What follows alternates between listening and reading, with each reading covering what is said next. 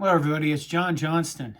This is your instant reaction to the news that Nebraska just picked up the top player in the transfer portal. Ochaun Mathis, a pass rusher out of TCU, chose our beloved Huskers over those stinky, rotten Texas Longhorns.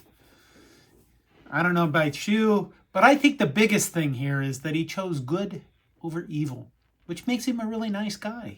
Even before he gets to Nebraska and he puts on a Husker uniform, we get to see him on the field. I'm okay with that. Screw you, Texas. Wait, that's, let's say, like that? Yes. Anyway, he is a pass rusher, something Nebraska hasn't had since Randy Gregory, I would say. And Ochaun Mathis has been compared to Randy Gregory just because we probably don't have a lot of guys to compare him to otherwise. But he comes to us from TCU, and he's going to keep in mind that this guy is like an outside linebacker. He's going to mix in the rotation with Caleb Tanner and Garrett Nelson. So this does not in any way alleviate Nebraska's issues with not having very much defensive line depth. So yeah, I don't know. Maybe you could put 8 linebackers on the field at one time and have one defensive lineman play. Because, Casey Rogers has left recently. He's put his name in the transfer portal and had a lot of offers. And Tate Wildeman was a 4-star recruit, I believe, out of Colorado, and he has recently decided to quit football because of many injuries. So back to Ochaun Mathis. 36 career games at TCU, 12.5 sacks, 8 of them coming in 2020. So, not a huge number of sacks, but Brian Johannes, Corn Nation's NFL draft guy who looks at players much closer than I do and has a much nicer voice than I do, actually. I'll link to his video, and you can see his video talking about Ochaun Mathis in like 7 plays. I think he does gigs on that where he shows players, and it's really cool. There are a lot of rumors about the name, image, likeness, NIL deal that Ochaun Mathis, I'm going to butcher his name every time, Ochaun Mathis got to come to Nebraska. And I'm going to talk about this for a moment. I'm probably going to spend more time on this than I am Ochaun himself. I'm glad that he's coming because, anytime you can pick up really good players out of the transfer portal, which means they're stuck here, really, it's a good thing. And Nebraska has done, I think, pretty well picking up some really good players this offseason, with our quarterbacks. Apparently not enough defensive linemen. Back to NIL. Things seem like they're the Wild West, right? And that's because they are. And that's because Mark Emmert, who is the head of the NCAA, who is leaving soon, and the NCAA decided to spend their time litigating instead of actually coming up with a plan on how they could pay players and retain any level of power whatsoever. So when they lost their decisions in the Supreme Court, it pretty much opened the door for NIL, name, image, and likeness deals, and it opened the door to the Wild West. And I think it's troubling in some ways. I think in some ways it's fair because if you look at this, college football has really built its money on the back of unpaid labor. And its coaches have made millions and millions of dollars, and universities have made millions off the backs of unpaid labor. And that's not, number one, it's not American. It's not. It's kind of really exploitive. And I'm glad that it's changed, but it's going to be crazy. The schools who can put together NIL deals in conjunction with their third-party partners, because the schools themselves can't be involved. The schools that are able to do that are going to be the haves, and the schools that are not able to do that are they're going to be the have-nots. Now, are these going to be the same schools? They're probably going to be a lot of the Power 5 names, like Nebraska, whether you like it or not. We're still relevant in that area. We still have a name. We are still a blue blood, and we are going to be able to. We just got the top transfer player in the transfer portal. So there's that. I offer that as evidence, and you may counter in the comments, please. But the schools that are going to be able to do that are going to remain on top. The schools that are not going to be able to do that are going to fall to the wayside.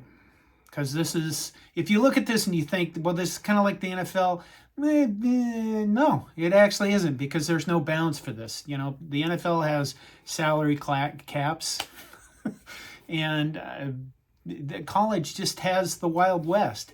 The other thing to keep in mind here is that these NIL deals are not made with the universities. They're made with a private third party. So these are private contracts. These are private deals.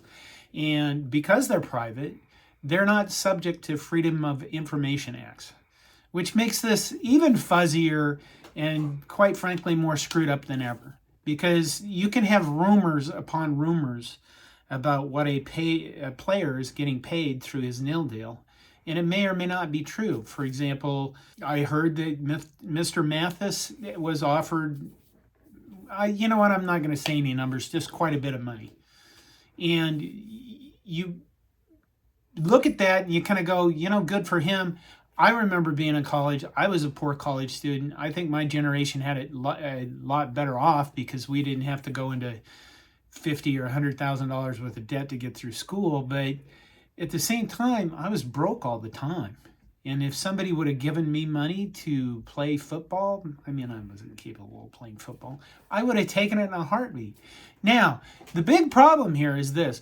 So you have this Wild West going on with all these NIL deals. You also have this management issue going on with how our team's going to manage this. Because it's not just going to be the schools who are good at coming up with the money. It's going to be the coaching staff and who are good at managing people. Tom Osborne years ago was probably one of the best coaches in school history in college football, because he was excellent at being able to manage people and get them to do what he wanted them to do. So when you bring a guy into your locker room that's making, let's say, I don't know, a few $100,000, and the guy next to him is some Joe guy that came from Nebraska, and he's not making $100,000 or 250 or $1 million, whatever it is. There's a lot of discrepancy there. And when you get to the NFL, those guys have minimum contracts. They all understand the structure. Some of them are stars making bazillions of dollars. Aaron Rodgers, for example, and then some of them are making league minimum. And I think they all understand where they stand with things. When you look at now the NIL deals that are private, you're going to hear rumors about the guy next to you getting $800 million, and you're getting $5 million. And that's going to be hard to handle in a locker room. So it's not going to be, put it this way, compare it to your own life. You work your ass off at work, and the guy next to you that doesn't, he gets the raise and you get paid less, and you hear that he's making 20% more than you. And how's that make you feel? Do you keep wanting to put all that hard work in for your boss or your company? That's a big question. And how your boss manages you is relevant to how well the work environment performs. And this isn't any different than teams. All right, managing a college football team really, in the big picture, is not any different than how people manage their organizations where you're working. We've seen that Scott Frost and his staff can bring in some really good players. And I think the key here is going to be, is if they are going to be successful, they are going to have to manage expectations on the team too. And maybe Ochaun Mathis, and I'm not picking on him personally, maybe Ochaun Mathis, if he's a really smart guy, will do things like, buy him steaks. Quarterbacks buy their offensive linemen stuff. I don't know if there's that much. Maybe it's not steaks. Maybe he buys them runzas. I don't know how much money is involved here. Maybe he buys them a t-shirt. Here's my t-shirt of me. That'd be kind of weird. Anyway, but you get the idea. It's not just that Ochaun Mathis is coming to Nebraska and he's an excellent pass rusher. If you want to just look at that part of this equation, that's fine. We got an excellent player. It's going to be exciting to watch. If he's anything like Randy Gregory, then it's going to be really nice, as long as teams don't just run the ball at us. and run over us because we don't have a lot of depth in the defensive line. Yet, we might get it. Who knows? But if you add all this other stuff into it, the complexity of bringing these guys in. And by the way, one thing that I've noticed, my kids I have 3 kids. They're grown adults now. And something for this younger generation, certainly. You make more money by leaving your job and getting a raise at another organization than your own organization gives you when they give you raises. And it's very apparent to these younger people. That's the same case here with the NIL deals going on. Okay, so when you are Casey Rogers and you're at Nebraska and somebody offers you X amount of dollars because you're already here, it's no wonder why Casey Rogers went out there and said, I think I'll put my name in the transfer portal and see what kind of NIL deals I can get, because defensive linemen are pretty valuable, especially ones that have played. So staying put with a team, there probably isn't as much incentive in that as there is to say, I'm going to go test the market. I know there's always the problem of you getting stuck out there with nothing, but isn't life a risk in every way possible anyway? So, Ochaun Mathis to Nebraska. I think it's excellent news. I mean, we're getting players. We just need to win games. The rest of the NIL stuff, is this going to destroy college football? It's certainly going to change it, and it's going to be wild over the next few years to see who can manage this process and who's going to get really destroyed by it. So I guess that's my instant reaction to Ochaun Mathis coming to Nebraska. I'd love to hear your comments about all this stuff. And one more thing. The words commitment and loyalty, they're kind of bullshit words. They really are. I can get it. When you look at a little kid that you're raising and you say you made a commitment to the team and you're going to play through the rest of the season, and then we'll see where you're at. In other words, don't quit in the middle of the year. I can get that commitment. But for people to just say, where's the commitment? Where's the loyalty? When players leave or when players transfer, it's really just kind of a way of saying, you should just stay here because I want you here. It's really a kind of a grouchy old person, clouds kind of thing to do, because there is no loyalty. Don't. If you're going to make comments like that, I guess go ahead and make them. But really, do you really think that exists? Anyway, this is John Johnston Coordination. Please subscribe. I don't know, you're supposed to click the bell so you get notified of neat instant reaction videos that I make. And Esther will be happier. Take care of yourselves. Goodbye. Oh, wait. Go Big Red. The hell am I thinking?